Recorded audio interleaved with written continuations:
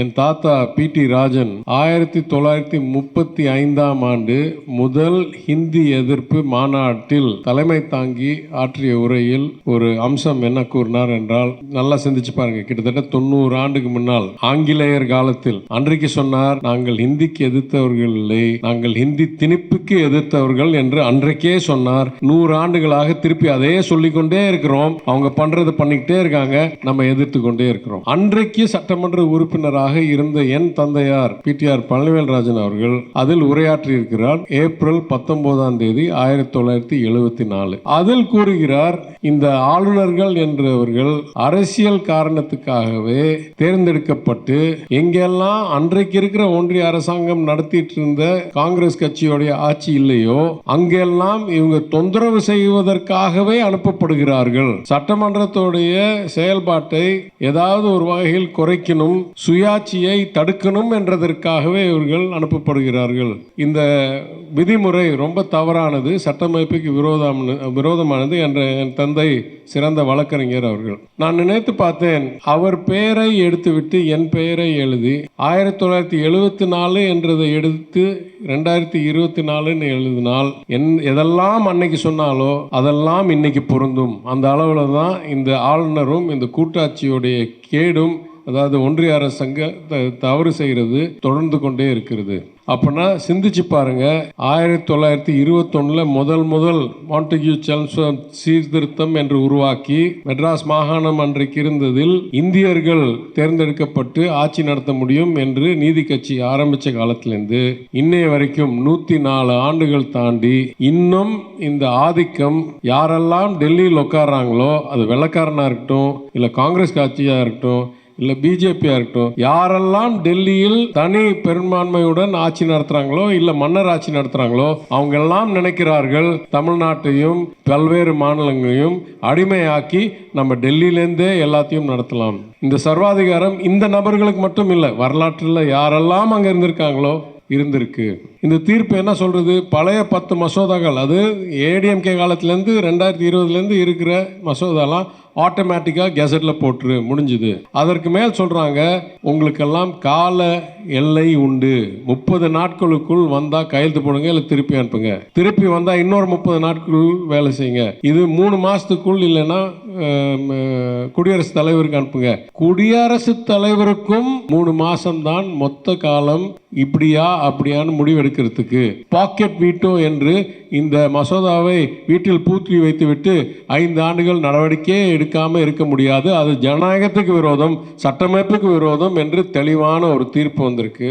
இதனால் நான் சொல்லுவேன், இறையாண்மையை காக்கும் தமிழாண்மை என்றது உண்மையை தவிர இதில் நலம் பெறுவது நம் மட்டும் இல்லை, அனைத்து மாநிலங்களும் நலம் பெறுகிறார்கள். அந்த அடிப்படையில் இந்திய நாட்டே நலம் பெறுகிறது. ஒவ்வொரு குடிமகனும், இன்றைக்கு இருக்கிற சுமார் 150 கோடி குடிமகன்களும் இந்த தீர்ப்பினால் நம் மாண்புமிகு முதலமைச்சருடைய செயலினால் நன்மை பெறுகிறோம் என்றதை கூறி, இந்த நிகழ்ச்சிக்கு நான் வருகை தருவது 2வது முயற்சியாக நான் உண்மையை சொல்ல வேண்டும்.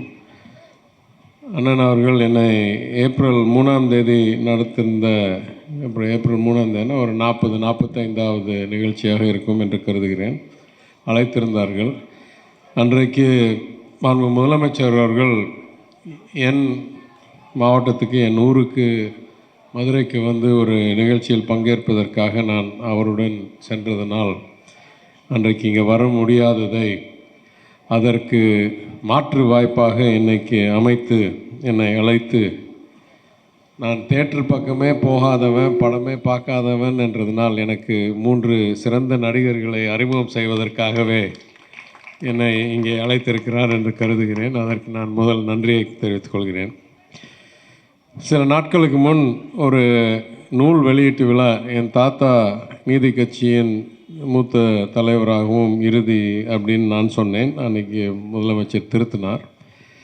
தலைவராகவும் மெட்ராஸ் மாகாணத்துடைய முதலமைச்சராகவும் பணியாற்றிய அவருடைய ஒரு நூல் வெளியீட்டு விழாவில் என் தாயாரும் இன்றைக்கு அருள்மிகு மீனாட்சி சுந்தரேஸ்வரர் திருக்கோயில் அறங்காவலர் குழு தலைவராகவும் பணியாற்றி கொண்டிருக்கவர்.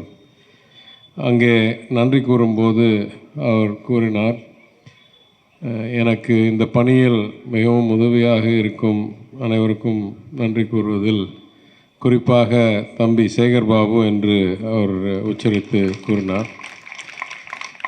அதற்கு ஒரு சிறு உதாரணமாக நான் இங்கே கூற வேண்டும். இன்றைக்கு எங்கள் சித்திரை திருவிழாவுக்கு டிக்கெட்டுக்கு விண்ணப்பம் செய்கிற அந்த வெப்சைட், அந்த இணையதளம் இன்றைக்கு துவக்கப்பட்டு இதுவரைக்கும் இல்லாத ஒரு நல்ல வடிவமைப்பில் அவருடைய அனுமதியுடன் உருவாக்கி இன்னுமே தமிழ்நாட்டில் அனைத்து கோயில்களுக்கும் இதே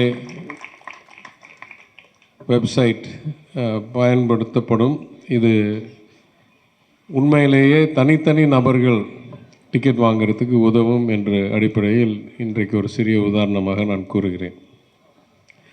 இன்றைக்கு கொடுத்திருக்கிற தலைப்பு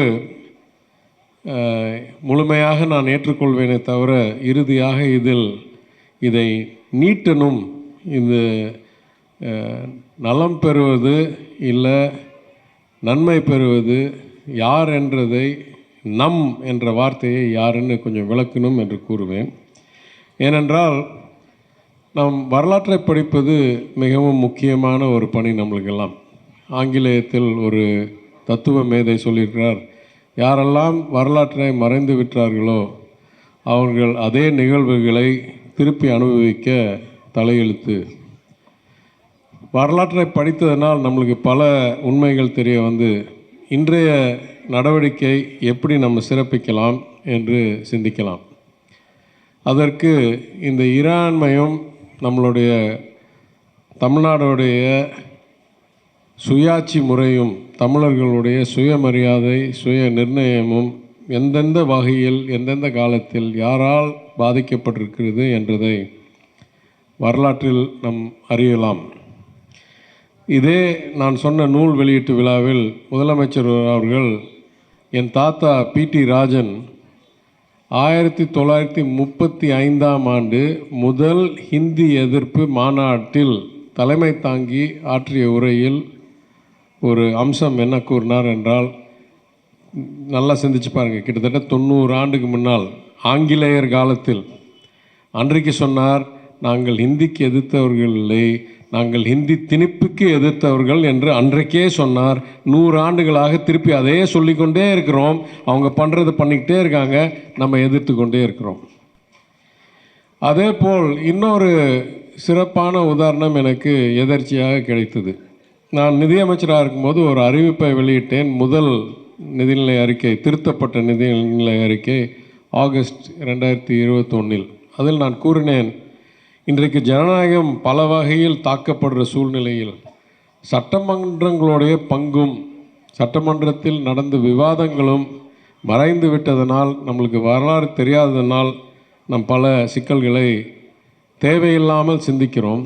இதையெல்லாம் அனைத்து குறிப்பாக சட்டமன்ற உறுப்பினர்கள் மற்றும் பொதுமக்களுக்கு தெரியும் வகையில் ஒரு 20 கோடி ரூபா அன்றைக்கு ஒதுக்கி 1921 முதல் மெட்ராஸ் மாகாண சட்ட மேலவை தேர்ந்தெடுக்கப்பட்டு செயல்பட ஆரம்பித்ததுலேருந்து இன்றைய வரைக்கும் அனைத்து அவை குறிப்புகள், சட்ட மசோதாக்கள், நிதிநிலை அறிக்கைகள், நடவடிக்கை குழுவுடைய அறிக்கைகள் எல்லாத்தையும் டிஜிட்டல் ஆக்கி ஒரே டேட்டா பேஸில் ஒரே வெப்சைட்டில் போட போகிறோம் என்று அறிவித்திருந்தேன்.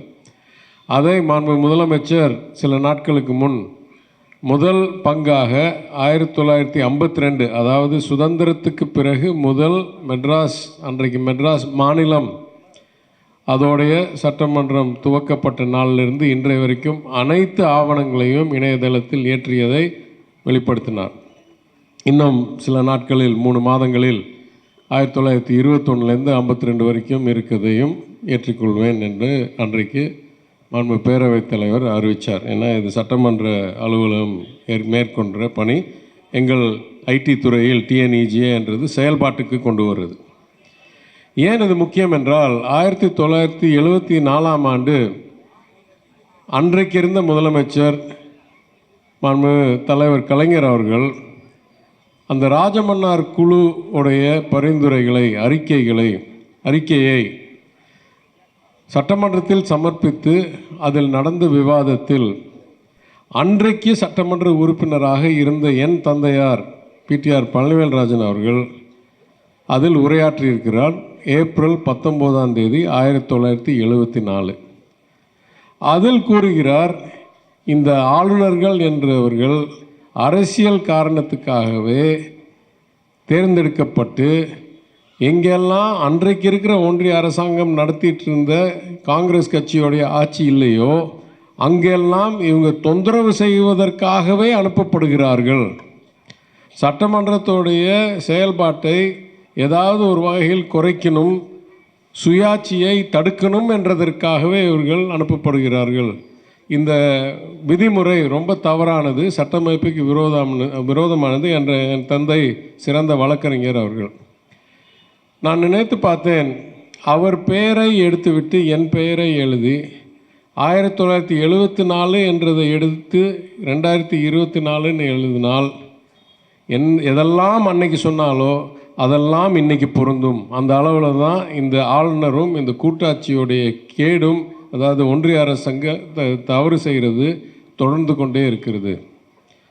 அப்படின்னா சிந்திச்சு பாருங்கள், 1921 முதல் மாண்டெக்யூ செல்ம்ஸ்ஃபோர்ட் சீர்திருத்தம் என்று உருவாக்கி மெட்ராஸ் மாகாணம் அன்றைக்கு இருந்ததில் இந்தியர்கள் தேர்ந்தெடுக்கப்பட்டு ஆட்சி நடத்த முடியும் என்று நீதி கட்சி ஆரம்பித்த காலத்திலேருந்து இன்னைய வரைக்கும் 104 ஆண்டுகள் தாண்டி இன்னும் இந்த ஆதிக்கம் யாரெல்லாம் டெல்லியில் உட்காராங்களோ, அது வெள்ளைக்காரனாக இருக்கட்டும், இல்லை காங்கிரஸ் கட்சியாக இருக்கட்டும், இல்லை பிஜேபியாக இருக்கட்டும், யாரெல்லாம் டெல்லியில் தனி பெரும்பான்மையுடன் ஆட்சி நடத்துகிறாங்களோ, இல்லை மன்னர் ஆட்சி நடத்துகிறாங்களோ, அவங்கெல்லாம் நினைக்கிறார்கள் தமிழ்நாட்டையும் பல்வேறு மாநிலங்களையும் அடிமையாக்கி நம்ம டெல்லியிலேருந்தே எல்லாத்தையும் நடத்தலாம். இந்த சர்வாதிகாரம் இந்த நபர்களுக்கு மட்டும் இல்லை, வரலாற்றில் யாரெல்லாம் அங்கே இருந்திருக்காங்களோ இருந்திருக்கு. அப்படிப்பட்ட சூழ்நிலையில் 100 ஆண்டுகளை தாண்டி இந்த நிரந்தர பிரச்சனையாக இருந்த பிரச்சனையை ஒரு மிக சிறப்பான ஒரு தீர்வை உச்சநீதிமன்றத்தில் பெற்று இதுவரைக்கும் இல்லாத தெளிவும் கோட்பாடும் உருவாக்கும் வகையில் ஒரு தீர்ப்பை பெற்று இனிமேல் அனைத்து மாநிலங்களுக்கும் இருக்க வேண்டிய உரிமையை பெற்றுத்தந்த நம் கழக தலைவர் அவர்கள் எந்த அளவுக்கு 100 ஆண்டுகள் இருந்த பிரச்சனையை தீர்த்திருக்கிறார் என்றதை நம் நல்லா அறிய முடியும். இந்த தீர்ப்பு என்ன சொல்கிறது? பழைய 10 மசோதாக்கள், அது ஏடிஎம்கே காலத்துலேருந்து 2020லேருந்து இருக்கிற மசோதாலாம் ஆட்டோமேட்டிக்காக கெசட்டில் போட்டுரு, முடிஞ்சுது. அதற்கு மேல் சொல்கிறாங்க, உங்களுக்கெல்லாம் கால எல்லை உண்டு, 30 நாட்களுக்குள் வந்தால் கையெழுத்து போடுங்க, இல்லை திருப்பி அனுப்புங்க. திருப்பி வந்தால் இன்னொரு 30 நாட்களுக்குள் வேலை செய்யுங்க. இது 3 மாதத்துக்குள் இல்லைன்னா குடியரசுத் தலைவருக்கு அனுப்புங்க. குடியரசுத் தலைவருக்கும் 3 மாதம்தான் மொத்த காலம். இப்படியா அப்படியான்னு முடிவெடுக்கிறதுக்கு பாக்கெட் வீட்டோ என்று இந்த மசோதாவை வீட்டில் பூத்தி வைத்துவிட்டு 5 ஆண்டுகள் நடவடிக்கையே எடுக்காமல் இருக்க முடியாது. அது ஜனநாயகத்துக்கு விரோதம், சட்டமைப்புக்கு விரோதம் என்று தெளிவான ஒரு தீர்ப்பு வந்திருக்கு. இதனால் நான் சொல்லுவேன், இறையாண்மையை காக்கும் தமிழாண்மை என்றது உண்மையை தவிர இதில் நலம் பெறுவது நம் மட்டும் இல்லை, அனைத்து மாநிலங்களும் நலம் பெறுகிறார்கள். அந்த அடிப்படையில் இந்திய நாட்டே நலம் பெறுகிறது. ஒவ்வொரு குடிமகனும், இன்றைக்கு இருக்கிற சுமார் 150 கோடி குடிமகன்களும் இந்த தீர்ப்பினால் நம் மாண்பு முதலமைச்சருடைய செயலினால் நன்மை பெறுகிறோம் என்றதை கூறி, எனவே இத்தகைய 100 ஆண்டு பிரச்சனையை ஓரளவுக்காவது தீர்த்து கொடுக்கும் திறமை மிக்க செயல்மிக்க நம் தலைவர் அவருடைய பிறந்த நாளை பாராட்டும் இந்த நிகழ்ச்சியில் அவர் பல்லாண்டு வாழ்ந்து எல்லா வகையிலும் நம்மளுடைய முன்னேற்றத்துக்கு வழிகாட்டியாக இருந்து அனைவருக்கும் தலைவராக நீடிக்கணும் என்று வாழ்த்தி இந்த வாய்ப்புக்கு நன்றி கூறி நான் விடைபெறுகிறேன். நன்றி, வணக்கம்.